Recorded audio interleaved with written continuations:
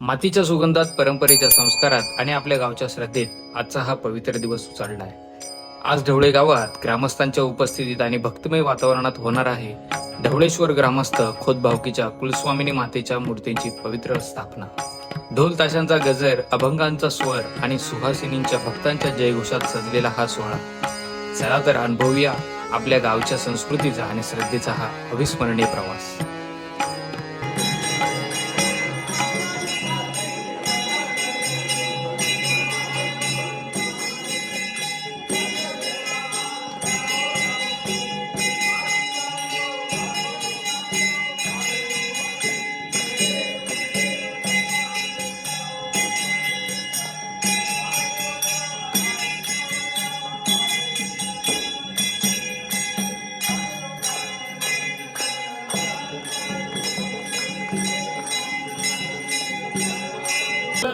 ज्ञानदेव तुकाराम पंढरीनाथ भगवान की जय.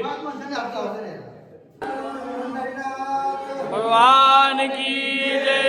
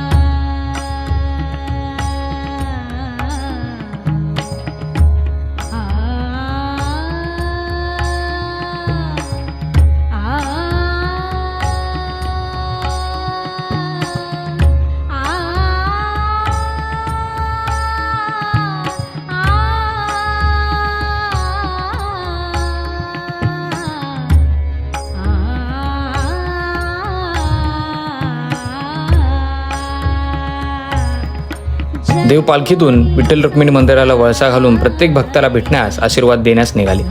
आनंद गगनात मावत नव्हता. कोणी खालुबाजावर लेझिमचा ताल धरला होता, तर कोणी टाळ मृदंगाच्या साथीने भगवंताच्या नामघोषात विलीन झाला होता.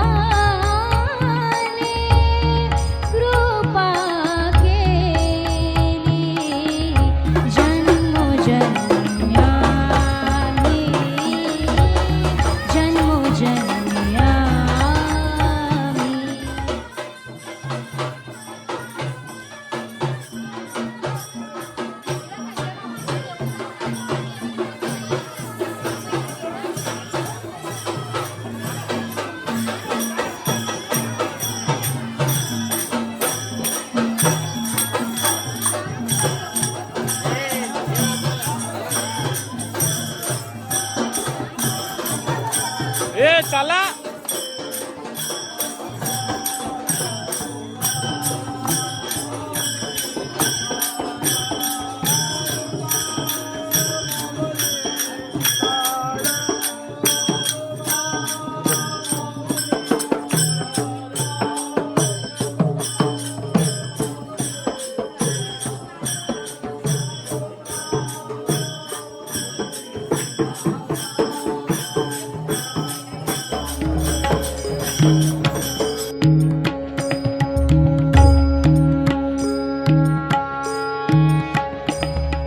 राम कृष्ण हरी जय जय राम कृष्ण हरी राम कृष्ण हरी जय जय राम कृष्ण हरी राम कृष्ण हरी जय जय राम कृष्ण हरी राम कृष्ण हरी जय जय राम कृष्ण हरी राम कृष्ण हरी जय जय राम कृष्ण हरी माझ्या ढवळे गावात जणू पंढरीच अवतरली होती आणि याची देही याची डोळा हा अविस्मरणीय सोहळा बघणे म्हणजे पर्वणीच.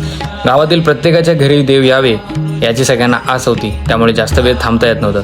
त्यात सगळ्यात चिमुकल्या भक्ताने म्हणजे आमच्या आद्विकने देवापाशी येऊन दर्शन घेतले आणि देव देवापाशी निघाले. तेव्हाचा सोहळा डोळ्याचे पारणे फेडणाराच होता.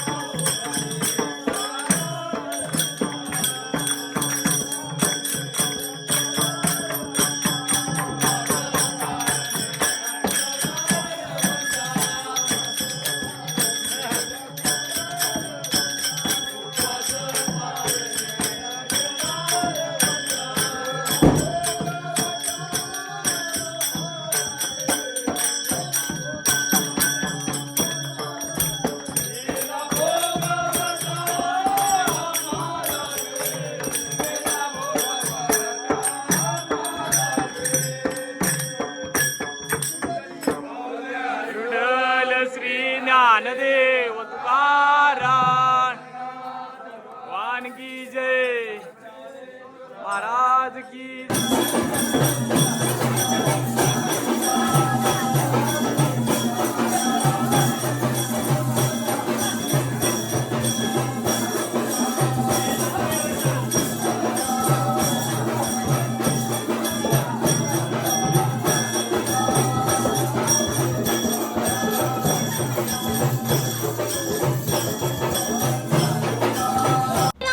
देव बऱ्याच प्रवासानंतर माझ्या घरी आले. निशा आणि मम्मीने देवाची पूजा केली आणि दर्शन घेतले. पिढ्यानपिढ्यांचे भागवान समजतो की आज या देवाने त्याच्या सोहळ्यासाठी आमच्या पिढीची निवड केली आणि हेच आमचे महाकुंभ आणि हाच आमचा केदारनाथ अशी भावना मनात निर्माण झाली. देई मज प्रेम सर्व काळ देई प्रेम देई मज प्रेम सर्व काळ देई प्रेम गोड तुझे रूप गोड तुझे नाम गोड तुझे रूप गोड तुझे नाम गोड तुझे रूप गोड तुझे नाम गोड तुझे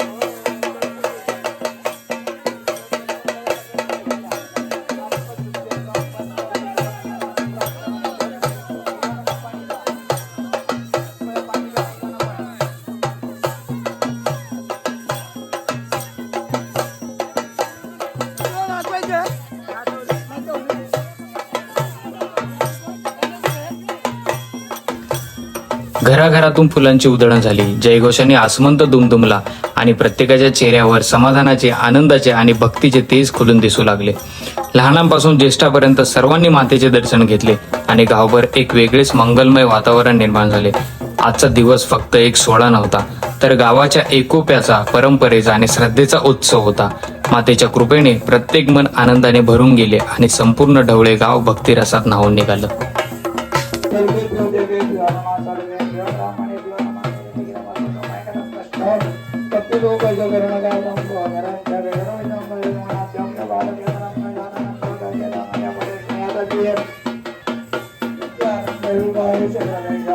अखेर दिवसभराचा भक्तिमय सोहळा संपन्न झाला आणि आपल्या कुलदैवताचे पवित्र आगमन देवाऱ्यात झाले. मंत्रोच्चार, आरती आणि भक्तांच्या जयघोषात देव आपल्या स्थानी विराजमान झाले. ज्या घरात देवाचं वास्तव्य असताना ते घर केवळ 4 भिंतींचं राहत नाही, तर ते एक पवित्र मंदिर बनून जातं.